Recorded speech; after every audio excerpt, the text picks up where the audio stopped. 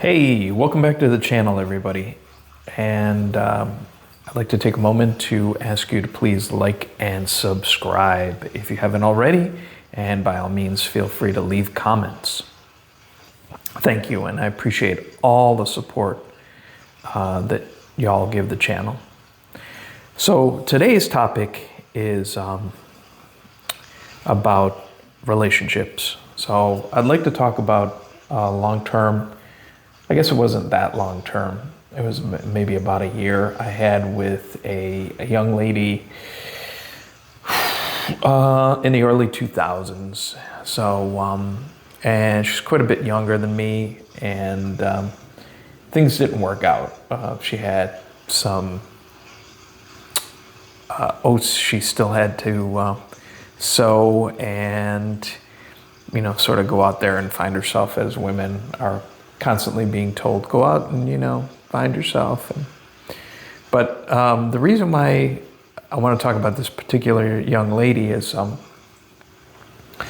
the relationship was developed pretty organically from nothing, and she was constantly the pursuer, and I guess this kind of fits into the theme of being a passenger in your own life. So, in most of my romantic relationships, I have pretty much been the pursuer, at least the initiator, let's say. And interestingly enough, a lot of the longer term relationships I've had, it was the other way around, where the woman was the pursuer and I was the pursuee. They initiated, they were persistent about it, and I really honestly had no interest in long-term relationships.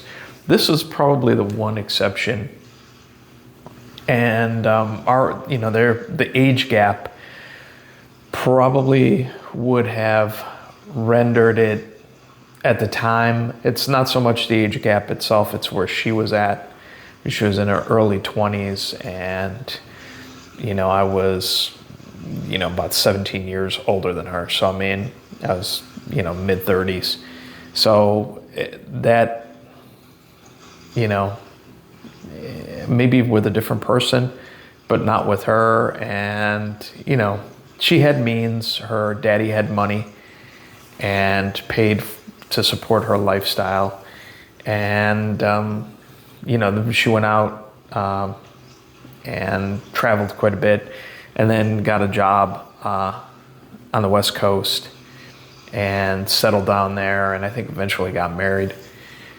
But, I think she did pretty well out there, worked for some, Fortune 500 companies and so on. So, women had, particularly since the early 2000s, had that natural advantage of qualifying for some of these jobs,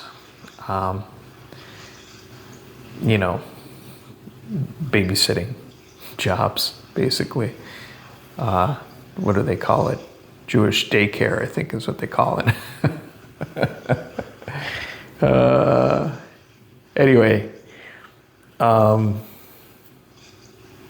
fact of the matter is that she wasn't ready to have a real relationship, and I probably wasn't either, because I was rebounding from my first marriage, and probably would not have been a good idea. But we had a lot in common, and really hit it off.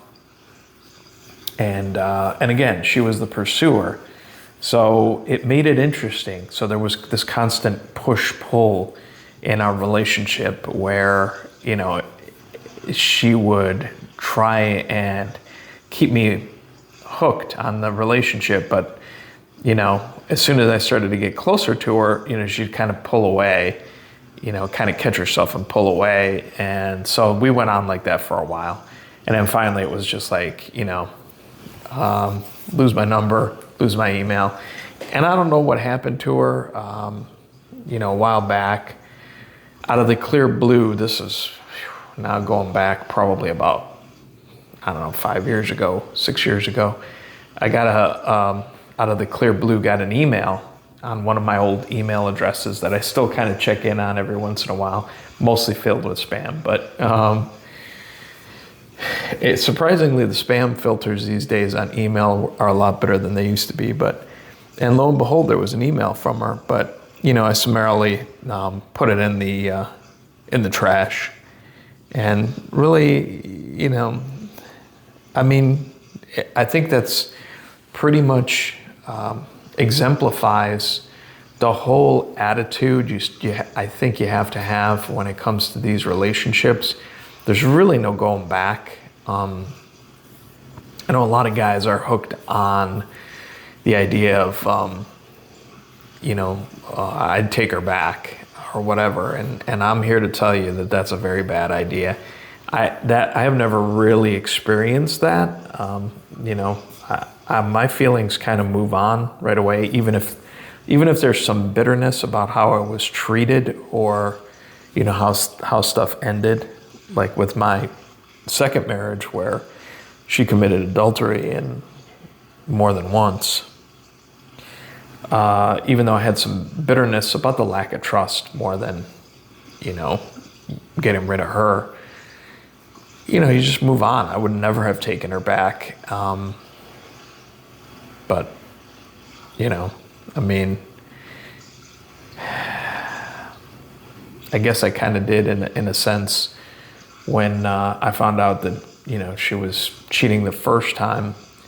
And for the sake of our son, who was only 2, kind of let it ride because she swore nothing happened. But, I'll never know. And honestly, things were good for a while after that. Things did improve greatly. And I don't know. I mean, who's to tell?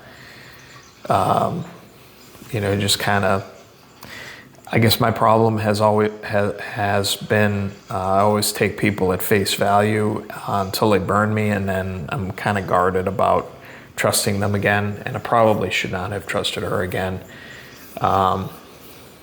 So I don't know what to say about that.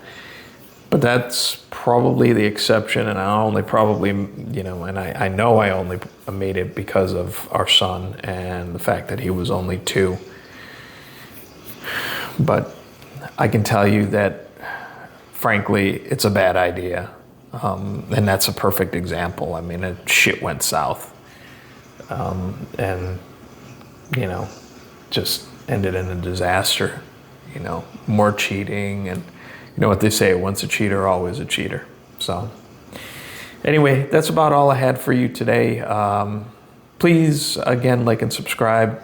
Feel free to check out some of the other videos if you like this. Make some suggestions for topics you'd like me to discuss. And I'd be happy to do it. I'm torn between some of the work examples, because I have lots of them, lots and lots. Having worked in the same industry for the better part of almost 30 years, there's lots of stories there. But, those videos don't seem to do that well, so the relationship ones seem to do better.